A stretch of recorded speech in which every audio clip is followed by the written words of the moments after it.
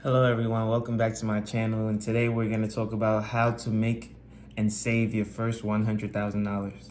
So there's various different type of opportunities for you to make, earn, and save $100,000. I know plenty of people who have made it but have not saved it. And so those are two completely different things, and we're going to talk about that in this video today. Today I'm going to break it down how I don't believe most people break it down for you.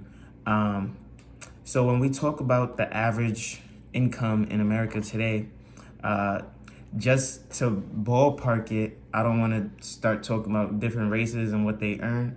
So I'm just going to say most people earn around 48 to 55,000 a year.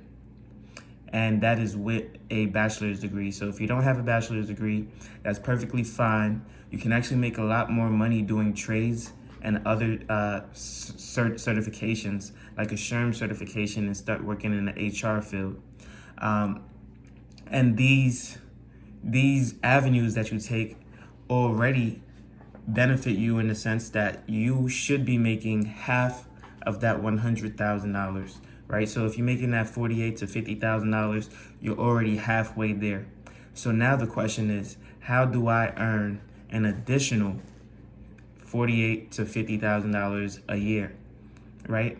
A lot of people might get a part-time job, but even then, you might get 10 to 15% of that same benefit, not 100% of the benefit, because that part-time job isn't going to pay you as well as the full-time, right? I was lucky enough that when I had actually worked at Chase Bank as a home lending advisor, I had left my general manager position at Dairy Queen, which was paying me $20 an hour, 50 hours a week. And then when I went part-time, they were still paying me $20 an hour. So I know it's very difficult to find part-time work that pays $20 an hour.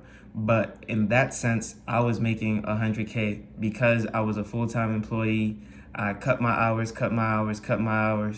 And eventually I was making $100K because they kept me at the same hourly rate. They did not try to renegotiate with me or anything like that. I was just a great employee, always there for them, worked the weekends because they didn't want to. It was a family-owned business, and they just kept me at my rate as long as they could. But I do know that people who attempt that, and I would never tell you to attempt doing something like that. I didn't do it intentionally, but people who do attempt that, the owners and boss will typically go to you and say, hey, we hired you at this rate because you were full-time, but now that you're part-time, we believe that this is more reasonable. And so that might go down to 17, 18, whatever the case may be. And I would have totally honored that because it's still a great rate for part-time work, especially here in Columbus, Ohio. All right, so how do you maximize your earning potential? Let's say you're making $30,000 a year, $40,000 a year. I would definitely encourage you to go into a sales type of job. I'm not big on insurance and things of that nature, but I am big on a sales job that does have a base salary that is at least $13 or more an hour. So if you have a base salary of $13 or more an hour with a sales job, and the average person, I always ask this when I go to a sales job, what does the average person turn over in a month? And they typically beat around the bush and they like to tell you what the highest earner is making. But I like to know the average because someone who is new to the environment is probably going to be a little bit below that. I've been right in the middle of the pack. I've been a little bit above the average, although I haven't been in sales long. And so I think that gives you a rough estimate of what you can see yourself earning over the long term. And typically most sales jobs, although they say it's uncapped, especially if it's not worldwide, state by state. When I was with Chase, I was a home lending advisor for all 50 states. So essentially I was uncapped. But because you're hiring more staff and more people, that takes away from the type of money you can earn because another person will pick up the phone, you can't pick up every phone call, right? But if you want to maximize your opportunities, you cut back on the staff, which doesn't necessarily give the customer the best experience if they have to wait on the phone lines, but it does give the employee the best experience in terms of earnings potential. And so Chase knows what they're doing. They're balancing it out.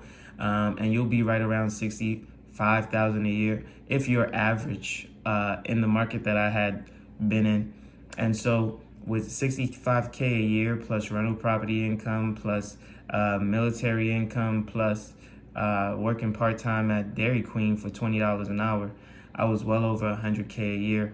And that's not including any dividend investments, stock market investments, and things like that. So the first things first is, if you haven't watched my how to earn and save $10,000, be sure to watch that video, because saving money is the way to continue to maximize your opportunities, maximize your profits, and maximize your wealth. You see, money creates opportunity. For example, if you have $100 and you put it in a dividend paying stock like the S&P 500 and you get a 1% return every year, and it starts to compound for you. That's more money than you were making before with that $100, spending it on chips, going out and partying, whatever the case may be. And if you continue to do that month over month, eventually you will be seeing better and better returns. You see, I started my stock market account with like $400 or so, then 2,000, then 7, 10, 20, 30, and then it kept going and going and growing. You see, the first dividend payout I got was like 2 pennies, 3 pennies. Now I get like $5, $6, $7, $8, $10 per stock, and I have 34 different stocks in my portfolio that pay me every quarter and some every month. So I average about $50 a month just in dividends alone, right? And so the goal now for me is $100 a month, and you just continue to set parameters for yourself. You see, I'm making this a little longer than normal to give you a lot of information to take in. So make sure you're writing this down, making sure you're taking some notes, making sure you're understanding what you personally want to do, because you don't have to do everything that I personally do. Just do the stuff that you like, that you enjoy, that you can see yourself doing long term, that will definitely benefit you and make you some money. Another thing that I do is I house hack, right? So a lot of people don't understand that if you make $80,000 a year, and let's say 35% of that is going towards your mortgage or your rent, you still make $80,000 a year, but just understand that a lot of your income is going towards your housing. And so for me, who doesn't have to worry about that because, you know, I have roommates, tenants, other properties, things like that, it allows me to free up that save, invest, and do other things. And then I can also look at it in the sense that I make over 30K a year in not paying for housing, right? Whereas it would have been going towards the 2 properties that I own. Therefore, I look at that as a benefit that I've only achieved through my knowledge and experience. So when you have another 30K coming in, plus 65K coming in from your full-time job, plus 20 an hour coming from your part-time job, of course you're gonna make up that 5-10K difference in your part-time job.